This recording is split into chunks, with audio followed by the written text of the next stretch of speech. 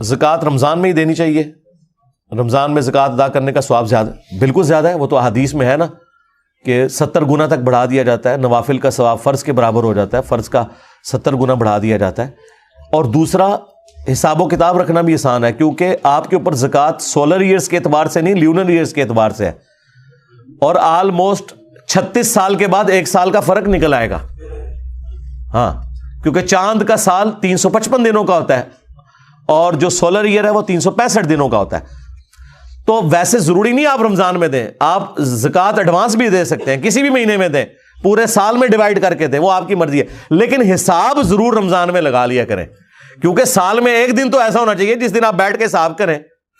مثلا ابھی میری وائف کہہ رہی تھی کہ اس سال ہماری زکوٰۃ ڈبل بن جائے گی، کیونکہ پچھلے سال 1,05,000 روپے تولہ تھا، اب 2 لاکھ روپے تولہ سونا ہو چکا ہے، تو اب حساب تو لگانا ہے نا، ہم نے حساب نہیں لگاؤں گا تو میں بس بغیر حساب دے دینا رہوں گا۔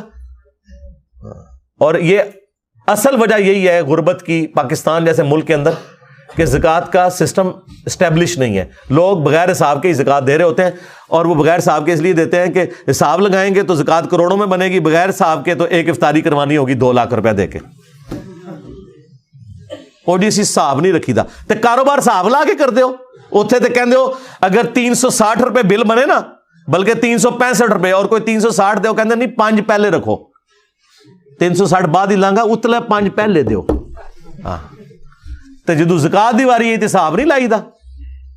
پاکستان میں لاکھوں لوگ ہیں ایسے جن کے پاس اربوں روپے ہے، 100 میں 2.5 روپے دینا بڑا آسان ہے، لاکھ کے پیچھے سال کا 2,500 دینا بھی آسان ہے، لیکن کروڑ کے پیچھے سال کا 2.5 لاکھ دینا، اور ارب کے پیچھے سال کا 2.5 کروڑ نکالنا، ہر سال نکالنا، وہ ارب ہی کٹنا شروع ہو جائے گا سرکار۔ ہاں، تو یہ کوئی نہیں دیتے زکوٰۃ پوری۔ لوگ کہتے ہیں نا پاکستان میں چیریٹی بہت دی جاتی ہے، سرکار جو دینی چاہیے اس کا 100واں حصہ بھی نہیں ہے۔ ٹیکس تو آپ دیکھ لیں چوری کرتے ہی کرتے ہیں، زکوٰۃ بھی کوئی نہیں دیتے۔ کم علمی کی وجہ سے ماضی میں مال کی زکوٰۃ نہ نکال سکے، ٹھیک ہے، توبہ کر لے اور پرانے سالوں کا حساب لگائیں، جتنا آپ آسانی سے نکال سکتے ہیں وہ نکال دیں، اور باقی کے لیے اللہ سے توبہ کر لیں اور آئندہ کے لیے اپنے معاملات کو درست کر لیں۔ روزوں کا تسلسل برقرار رکھنے کے لیے عورتیں حیض روکنے کے لیے میڈیسن استعمال کرتی ہیں، بالکل کرنا چاہیے، ہم تو کہتے ہیں کریں، عمرے کے دنوں میں بھی ایسی میڈیسن یوز کریں۔ یہ نہیں ہے کہ پوری ساتھ آپ کے ساتھ ٹیم گئی ہوئی ہے اور آپ کے ساتھ یہ معاملہ بن جائے تو وہ خامخواہ لوگ پھر آزمائش میں پڑ جاتے ہیں۔ ویسے تو حج کا جو پیکج ہے نا، وہ تو انہوں نے 40 دن کا رکھا ہوتا ہے کہ سپوز اگر کسی عورت کو مینسز آ بھی جائیں تب بھی وہ طواف وداع جو اس نے کرنا ہوتا ہے نا، وہ اتنا آپشن اویلیبل ہوتا ہے۔ یہ نہیں کرتے کہ وہ فوراً ہی آپ کو مدینہ شریف لے جاتے ہیں، نہیں، لیکن جو جاتے ہی 5-6 دنوں کے لیے ہیں تو انہیں میڈیسن ضرور یوز کرنی چاہیے، چاہے وہ عمرے کے لیے جائے چاہے اس کے لیے، اچھی بات ہے، کوئی مسئلہ نہیں۔ سعودی عرب میں 29-30 روزے کرنے کے بعد پاکستان عید کرنے آنا ہو تو پاکستان کے مطابق روزے رکھے جائیں گے۔ اگر تو 30 کی گنتی پوری ہو چکی ہے تو چاند کا مہینہ بخاری مسلم میں یا 29 کا ہوگا یا 30 کا، پھر تو پاکستان میں آپ روزہ نہیں رکھیں گے۔ یعنی آپ نے سعودیہ میں 30 روزے پورے کیے اور آپ ادھر پہنچ گئے اور پاکستان ابھی روزہ چل رہا تھا، تو اب آپ روزہ نہیں رکھیں گے، کیونکہ 31واں روزہ نہیں ہوتا رمضان کا، لیکن اس دن آپ اعلانیہ کھائیں پیئیں گے بھی نہیں اور نہ آپ عید منائیں گے، کیونکہ عید آپ نے یہاں کے مطابق منانی ہے۔ اور مسلم شریف میں حدیث ہے نا کہ ایک قافلہ آیا تھا شام سے، تو ابن عباس نے ان سے جب پوچھا تو شام میں مدینہ شریف سے 1 دن پہلے چاند نکلا ہوا تھا، تو انہوں نے کہا تم وہاں سے آئے ہو تو اب یہاں پہنچے ہو تو یہاں کے مطابق معاملات کو لے کے چلو گے، رہ گئے وہ لوگ وہ اپنے چاند کو دیکھیں گے۔ ٹھیک ہو گیا جی؟ البتہ آپ یہاں آئے، سعودیہ میں 29 روزے رکھے تھے، یہاں آپ آئے، یہاں 29واں چل رہا تھا اور چانس بھی ہے کہ 29 ہوں گے، لیکن آپ وہ روزہ رکھیں گے کیونکہ 30 تک تو ہے نا روزے، وہ آپ نے رکھنا ہے، لیکن 30 سے زیادہ نہیں رکھ سکتے۔ لوہے یا اسٹیل کی انگوٹھی مدد کے لیے پہننا، مدد کیا مطلب؟ کسی کو مارنے کے لیے ہوگی، ظاہر ہے انگوٹھی تو کسی کو کچھ نہیں دے سکتی۔ ہاں جی، جنت کا یاقوت ہے حجر اسود، ترمذی میں آیا اور بخاری مسلم میں ہے، حضرت عمر کہتے ہیں تو ایک پتھر ہے، نہ کسی کو نفع دے سکتا ہے نہ نقصان۔ اگر جنت کا یاقوت کسی کو نفع نقصان نہیں دے سکتا تو اس دنیا کا یاقوت کیا کرے گا کسی کا؟ نہیں پہن سکتے جی لوہے کی انگوٹھی۔ انگوٹھی صرف چاندی کی مرد پہنے گا. مرحوم والد کے لیے سب سے اچھا صدقہ جاریہ بتا دیں. کسی غریب بچے کی تعلیم کا خرچہ اٹھا لیں, یہ سب سے بہترین صدقہ جاریہ ہے. بہن بھائیوں میں کوئی غریب ہے اس کو سپورٹ کریں, رشتہ داروں میں کوئی غریب ہے اسے سپورٹ کریں. میں آن لائن کام کرتا ہوں, 80 سے 90% حلال ہے. اس کی پروموٹنگ کے لیے ہم عورتوں کی تشہیر کرتے ہیں. عورتوں کی تشہیر تو نہیں آپ کریں گے. باقی آپ کے سوال کاٹے ہوئے انہوں نے, وہ شاید اس قابل نہیں ہوں گے. دوسری پرچیوں پہ آئیں, آج آلریڈی نہیں گزر چکے. قبر جنت کا باغ اور دوزخ کا گڑھا بن جاتی ہے تو ایک ہی قبر مختلف لوگ دفن ہوتے ہیں. اور بھائی یہ برزخ کا معاملہ ہے, سورہ المومنون آیت نمبر 100. یہ اس فزیکل ورلڈ سے تعلق نہیں رکھتی. مسلم شریف میں حدیث ہے جہاں لوگ قرآن کے مجلس کے لیے جمع ہوتے ہیں, فرشتے انہیں ڈھانپ لیتے ہیں. تو کتنے ہیں فرشتے, ڈیٹیکٹ کرو. یہ آخرت کی زندگی ہے, اس کا دنیا سے تعلق نہیں, یہ فزیکل ورلڈ سے تعلق ہی نہیں رکھتی. کیا ہمارا سارا رزق لکھ دیا گیا ہے؟ اگر لکھ دیا گیا تو ہم دعا کیوں مانگتے ہیں؟ دعا کا تعلق رزق مانگنے یا نعمتیں مانگنے سے نہیں ہے. دعا اوبلیگیٹری ہے ایک عابد کے اوپر, ایک غلام کے اوپر, کہ وہ اپنے رب سے مانگے. قرآن میں ہے جو دعا نہیں مانگتا اللہ اس سے ناراض ہوتا ہے. جس طرح 5 وقت نماز پڑھنا فرض ہے نا, اس طرح اللہ سے مانگنا ضروری ہے. اور تقدیر میں یہ بھی لکھا ہوا ہے کہ جب مجھ سے مانگے گا میں اس کی فلاں چیز مصیبت ٹال دوں گا, فلاں چیز اسے عطا کر دوں گا. یہ بھی لکھا ہوا ہے تقدیر میں. بخاری مسلم میں حدیث ہے جو یہ چاہے کہ اس کا رزق بڑھا دیا جائے اور اس کی عمر میں برکت ہو, وہ اپنے رشتہ داروں کے ساتھ حسن سلوک کرے. اور ایسے مال کیوں ہیں جن سے رزق میں, وہ تو بس بتا دیے. تقدیر کا معاملہ دعا سے نہ بھی جڑا ہوا ہو, دعا ویسے ہی کرنا ضروری ہے. ایک نیک ترین امیر آدمی اور ایک غریب آدمی کی آخرت میں کیا فرق ہوگا؟ عام آدمی کو تو چھوڑ دیں. مسلم شریف میں آیا کہ جو غریب صحابہ ہیں نا وہ امیر صحابہ سے بھی 40 سال پہلے جنت میں چلے جائیں گے, کیونکہ قیامت کا دن 50,000 سال کا دن ہے. تو آج بھی اس سے بھی بڑا ڈفرنس ہے.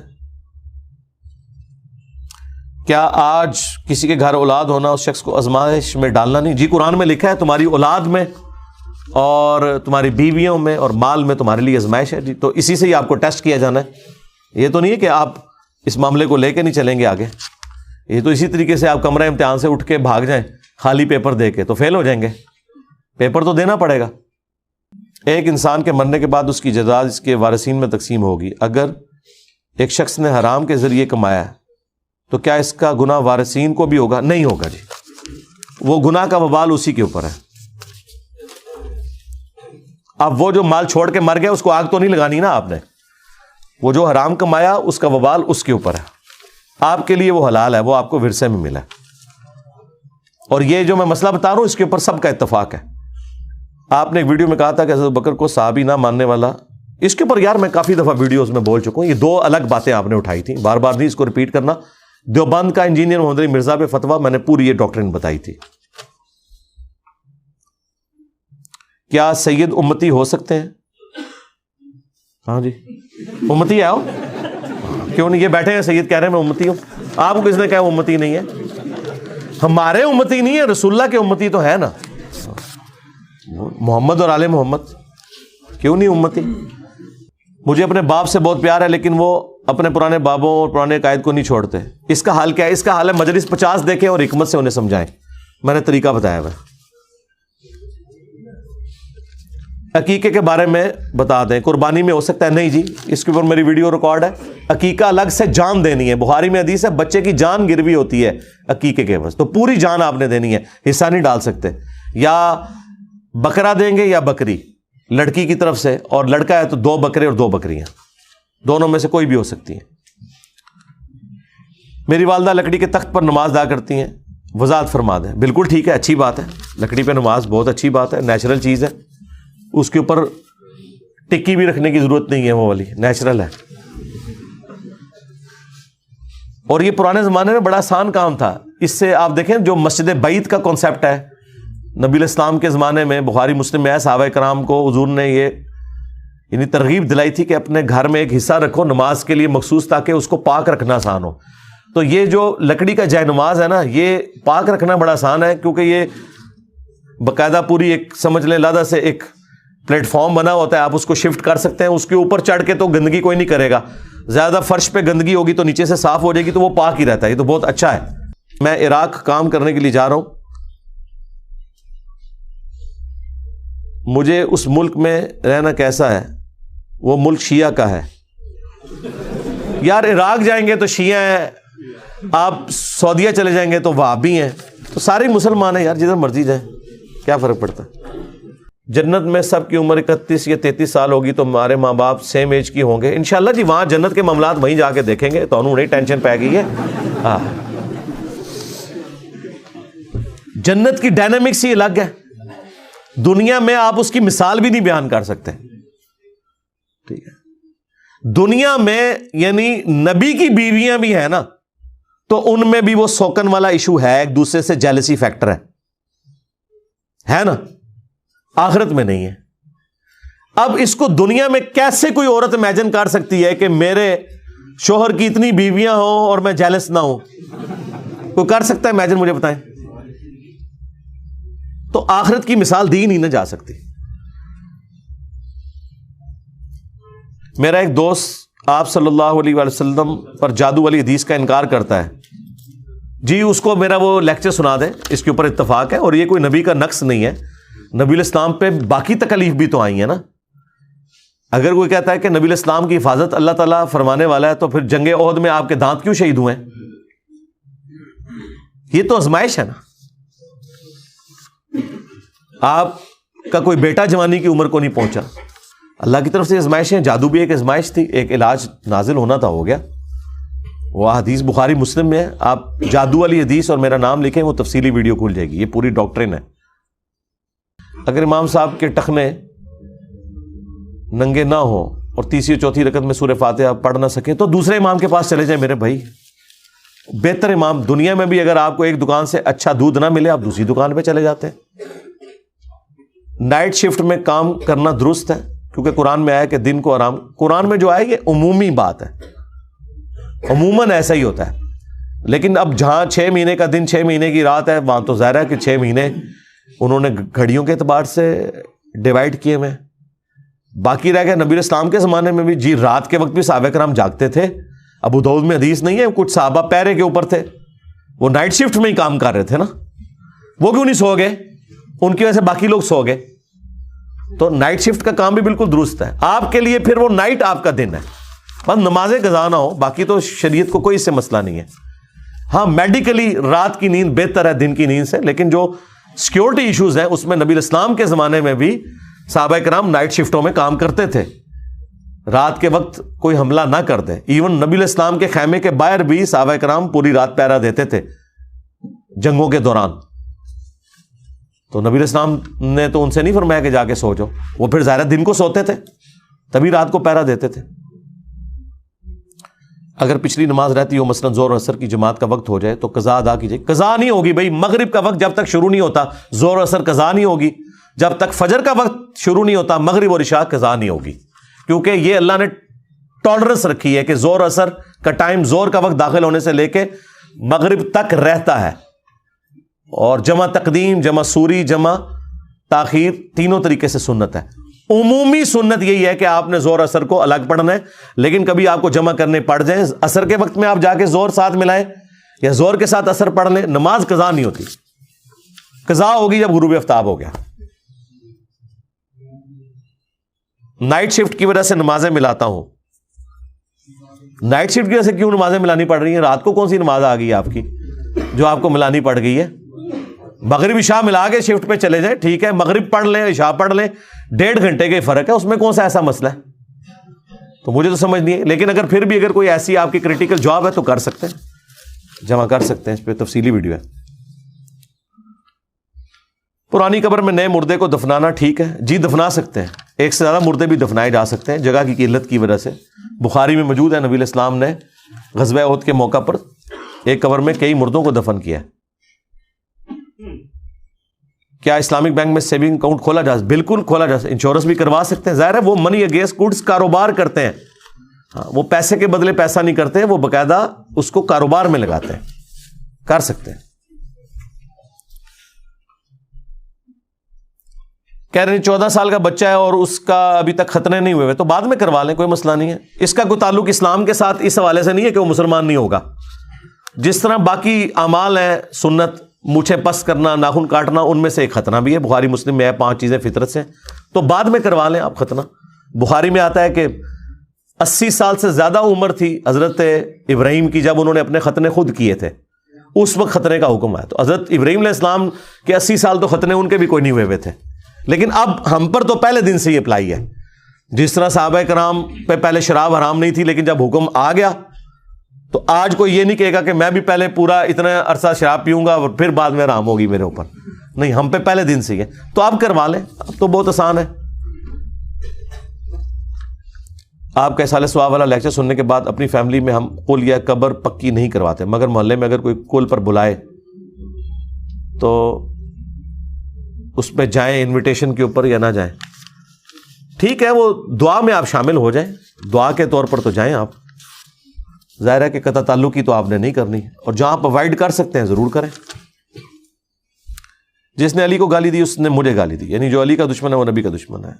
اس کے بعد اس کو میں کئی دفعہ ایڈریس کر چکا ہوں. دیکھیں، ایک ہے دنیا کی محبت میں مغلوب ہو کے کسی شخص کا دین سے ڈیویٹ کرنا، اس کا شرعی حکم اور ہے، اور ایک ہے کوئی عقیدے کے اعتبار سے کرے. حضرت علی کے جتنے بھی مخالفین ہیں ان کو حضرت علی کے ایمان میں کوئی شک نہیں تھا، نہ وہ حضرت علی سے اس حوالے سے بغض رکھتے تھے.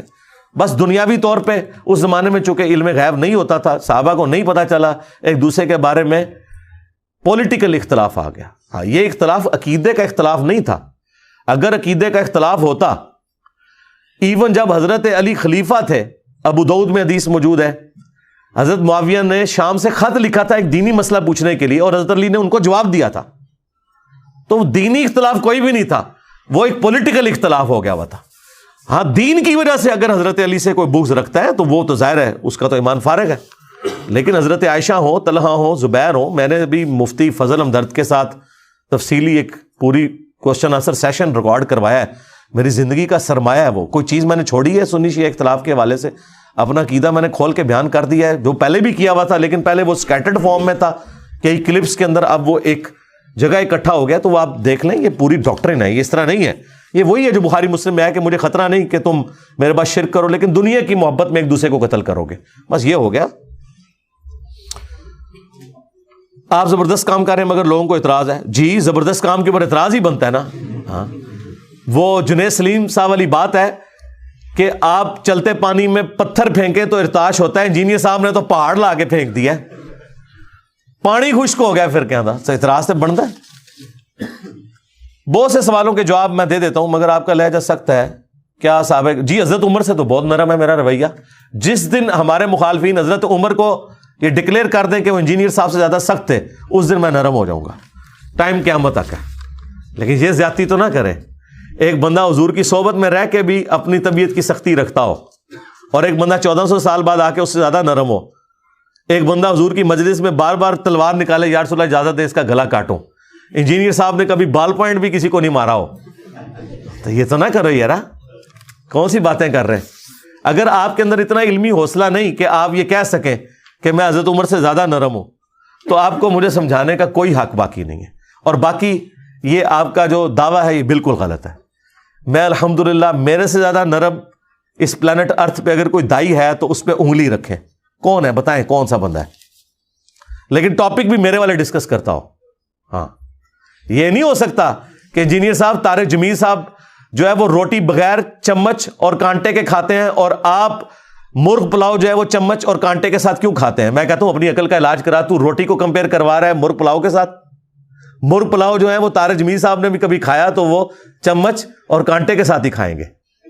ٹھیک ہے، جو ہمارے ٹاپکس ہیں. ٹھیک ہے، میں اب بات نہیں کرتا کسی کا نام لیے بغیر. یقین کریں آپ کے علماء اتنے بزدل ہیں، اپنی ٹرولنگ سے، اپنی لائف تھریٹ کی وجہ سے وہ ان ٹاپکس کے اوپر بات ہی نہیں کرتے. بزدل 60-70 سال کے ہو کے بھی اگر صحیح بات نہیں کوئی بتا رہا تو اسے بزدل ہی کہا جائے گا نا. کیونکہ جامعہ ترمذی میں حدیث ہے کہ میری امت کی عمریں جو ہیں وہ 60 سال کی رینج میں. بخاری میں حدیث ہے جس کو اللہ نے 60 سال عمر دے دی اس کے اوپر حجت تمام کر دی. 60 سال کے بعد کون سی حکمت تم لے کے چل رہے ہو؟ تم اپنی زندگی گزار چکے ہو، نہیں بولتے، ڈرتے ہیں. تو میرے سے زیادہ کوئی نرم نہیں ہے. اور جو میرے ٹاپکس پہ بولتا ہے وہ سٹارٹ ہی